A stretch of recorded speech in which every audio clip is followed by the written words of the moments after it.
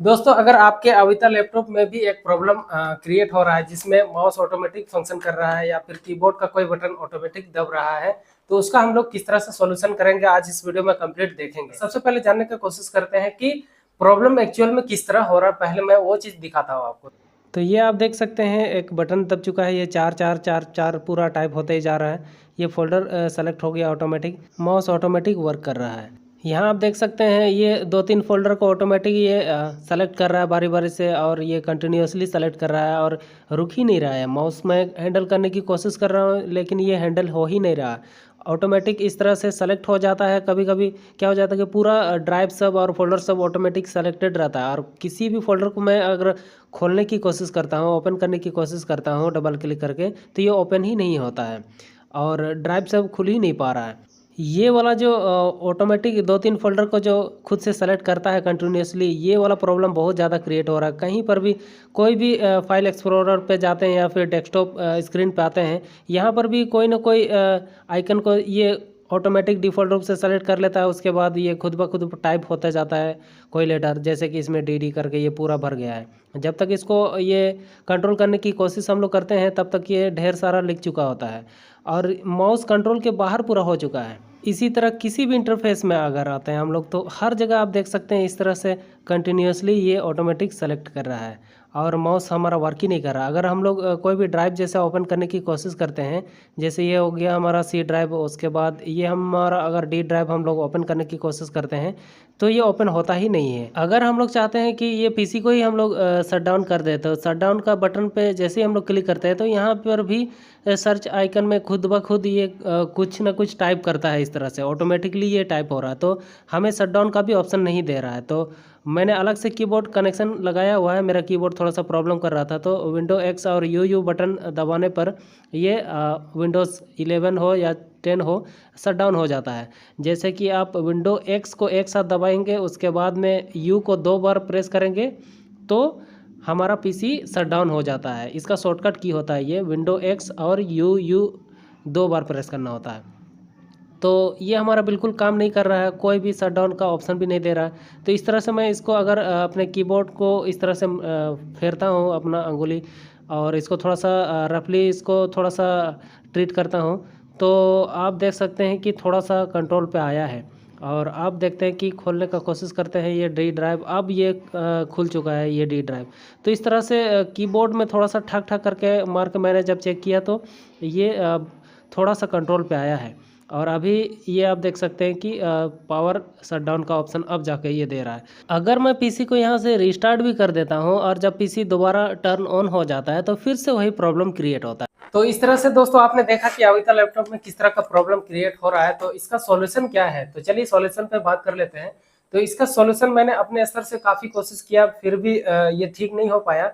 तो अब आखिर में सबसे आखिरी रास्ता यही है हमारा कि हम लोगों को कीबोर्ड का कनेक्शन को पूरा डिसेबल कर देना होगा, क्योंकि ये खुद ब खुद ऑटोमेटिक कोई चीज टाइप कर रहा है। इसका मतलब है कि कीबोर्ड कहीं से दब रहा है अंदर से। तो इसीलिए पूरा कीबोर्ड का कनेक्शन ही हम लोग अगर हटा देते हैं और अलग से कीबोर्ड का इस्तेमाल करेंगे, एक्सटर्नल कीबोर्ड जो यहाँ पे पहले से दिया हुआ कीबोर्ड है उसको हम लोग इस्तेमाल नहीं करेंगे, अलग से कीबोर्ड इस तरह का लगाएंगे।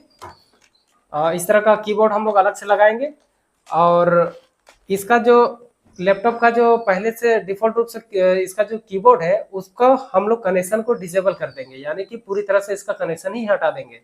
और सेटिंग्स में भी मैंने ये चीज करने का कोशिश किया था, फिर भी ये ठीक नहीं हुआ। सेटिंग्स में क्या होता है कि अपने कंप्यूटर का सेटिंग कंट्रोल पैनल पे अगर आप जाते हैं, वहां से भी आप कीबोर्ड का जो सेटिंग होता है उसको आप डिजेबल कर सकते हैं, जिससे आपका कीबोर्ड का कनेक्शन पूरा डिजेबल हो जाएगा। तो वो चीज भी मैंने करके देख लिया। अब फिजिकली कीबोर्ड का हमें क्या करना होगा, डिजेबल करना होगा कनेक्शन को।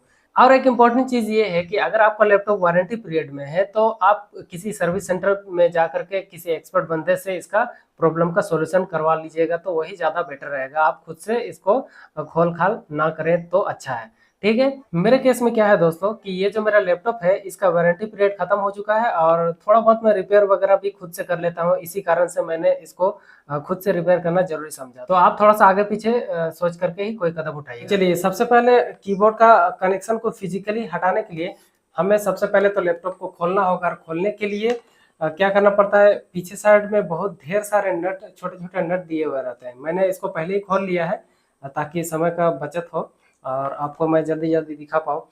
तो हर कोई के पास कुछ ना कुछ जुगाड़ होता है, आप भी कुछ जुगाड़ लगा लीजिए जिससे आप इजीली इस नट को खोल सकते हैं, ठीक है। और नहीं तो पूरा लैपटॉप खोलने के लिए एक छोटा सा किट आता है, छोटा छोटा पेचकस वगैरह रहता है उसमें। तो इस तरह के जुगाड़ का हर किसी के पास कुछ ना कुछ सॉल्यूशन होता है, आपके पास भी जरूर होगा, ठीक है। तो चलिए, मैंने इसको इस तरह से खोल लिया था पहले ही, आपको मैं दिखाता हूँ। तो इसको जब हम लोग इस तरह से खोलते हैं तो खोलने के बाद इस तरह से सारी चीज़ें हमें नज़र आती हैं, आप देख सकते हैं। तो यहाँ पे जैसे कि बैटरी होता है और बैटरी के बगल में आप यहाँ पे लंबा सा पट्टी देख सकते हैं, यही वाला होता है हमारा कीबोर्ड का कनेक्शन। क्योंकि बहुत सारे लोग ये नहीं जान पाता है कि इतने सारे जगह में कौन सा कीबोर्ड का कनेक्शन है, ये पता कैसे चलेगा। तो यहाँ आप गौर कीजिएगा, ये जो पट्टी आपको दिखाई दे रही है, ये लंबा सा पट्टी, इसमें ढेरों पिन देखने को मिल जाता है, यही वाला पूरा कीबोर्ड का पूरे सेक्शन पे अगर देखेंगे तो सबसे लंबा पट्टी यही वाला है। तो इसी से आप अंदाजा लगा सकते हैं कि यही वाला कीबोर्ड का कनेक्शन होगा, ठीक है। और उसके बाद यहाँ पे एक सीपीयू फैन का भी एक छोटा सा पट्टी दिया हुआ है, ये छोटा सा पट्टी है, ठीक है। तो इसको खोलने का मैं तरीका बताता हूँ। जब मैंने इसको पहली बार खोला था तो यहाँ पे मुझसे थोड़ा हार्डली प्रेस हो गया था, जिस कारण से ये पूरी तरह से ये डैमेज हो गया और पूरा खुल गया। तो आप ऐसी गलती ना करें, अगर आप स्मूथली कैसे करना वो चीज़ मैं आपको बताता हूँ। तो उसके बदले में मैं आपको इस वाले पट्टी को खोल के दिखाता हूँ। जैसे कि ये पट्टी रहेगा, जिस साइड से ये पट्टी इसमें कनेक्शन लगता है तो उसी साइड से आपको उठाना है। जैसे कि ये पट्टी इधर से गया है, इसमें जॉइंट हुआ है, तो यानी कि इधर साइड से इसे उठाना होगा और उस साइड से इसे उठाने की कोशिश बिल्कुल मत कीजिएगा, ठीक है। तो ये चीज़ का आपको ख्याल रखना है। जैसे कि ये पट्टी हमें खोलना है तो यहाँ पे एक लॉक लगा हुआ रहता है, उस लॉक को हमें इस तरह से खोलना पड़ता है। और अगर आपने लॉक को उस साइड से इधर से खोल दिया तो ये चीज़ टूट जाएगा फिर, ठीक है। मैंने इसी से जैसे खुलता है उसी साइड से मैंने खोला, लेकिन ज़्यादा जोर से प्रेस कर दिया जिस कारण से वो पूरा ही उखड़ गया। तो इस चीज़ का भी आपको ख्याल रखना चाहिए कि जब भी आप इसको उठाएंगे लॉक को तो बहुत सॉफ्टली उठाइएगा। जैसे यहाँ तो मेरा टूटा हुआ है तो मैं दिखा नहीं सकता, तो इसका मैं खोल के दिखाता हूँ। जैसे कि ये पट्टी इधर से गया है, ये आप देख रहे हैं, ये जो पट्टी गया है यहाँ से इसमें जॉइंट हुआ है, ठीक है। तो इस पट्टी को हम लोग किस तरह से हटाएंगे, तो यहाँ पे एक ठो दिया हुआ है, इस तरह से देखिए उठ गया, यहाँ से यहाँ तक लॉक है, ये लॉक उठ गया। अब इसको वापस अगर हम लोग लॉक लगाएंगे तो किस तरह से लगा सकते हैं, इस तरह से दबा देंगे तो लग जाएगा। अगर आप उस साइड से इस तरह से निकालने खोजेंगे तो ये टूट जाएगा, ठीक है। इसीलिए जिस साइड से पट्टी इसमें कनेक्शन हुआ उसी साइड से उठाना है, ये चीज आप गौर कीजिएगा। जैसे ये उठ गया तो ये वापस मैंने इसको लगा दिया। उसी प्रकार और एक दो भी आप देख सकते हैं, जैसे कि यहाँ पर भी है, इस साइड से मैंने उठा दिया, फिर इसको मैंने दबा दिया, तो इस तरह से आप कर सकते हैं। तो यहाँ पर भी वही चीज कीजिएगा, ये लंबा सा यहाँ पे पट्टी होगा और पट्टी का लॉक होगा, उसको आप इसी साइड से ऐसे करके उठाइएगा, ठीक है। तो ये खुल जाएगा। जैसे लॉक खुलेगा उसके बाद आपको सिंपली यहाँ से इस तरह से खोल लेना है ये कनेक्शन। तो ये चीज का कनेक्शन आपको खोल लेना है। तो यहाँ पे आप देख सकते हैं ढेरों पिन यहाँ पे दिए हुए हैं। तो कीबोर्ड का टोटल आप गिनती गिनिएगा तो यहाँ पे आपको, अगर मैं काउंटिंग के हिसाब से बताऊं तो टोटल 28 पिन होते हैं यहाँ पे। तो 28 पिन आपको यहाँ पे गिनती गिनिएगा तो ये देखने को मिल जाएगा, ठीक है। तो इस तरह से कीबोर्ड का कनेक्शन हटाने के बाद आपको निश्चित हो जाना है। उसके बाद अगर हम लोग लैपटॉप को ऑन करेंगे तो ये प्रॉब्लम सॉल्व हो जाएगा। तो ये मैंने करके देख लिया है, तो उसके बाद ये प्रॉब्लम सॉल्व हो चुका है। तो वीडियो काफी लंबा हो चुका है, जिस कारण से मैं वो चीज मैं प्रैक्टिकली करके दिखा नहीं रहा हूँ। मेरा तो सॉल्व हो चुका है, तो आप भी करके देख लीजिएगा, इस तरह से आपका भी सॉल्व जरूर हो जाएगा। और यहाँ पे सबसे इम्पोर्टेंट चीज मैं आपको बताना चाहूंगा कि जो इस वीडियो में मैं प्रोसेस मैंने बताया है उसको आप उतना ही कीजिएगा, और इसके अलावा और कोई भी चीज से में छेड़छाड़ ना कीजिएगा तो सही होगा। क्योंकि कई बार क्या होता है कि हमारा हाथ उतना स्किल्ड नहीं रहता है, हमारा हाथ उतना इन चीज़ों का आदी नहीं रहता है, जिस कारण से कई बार क्या होती है कि चीज़ें हमसे सुधरने के बजाय और ज़्यादा खराब हो जाती हैं।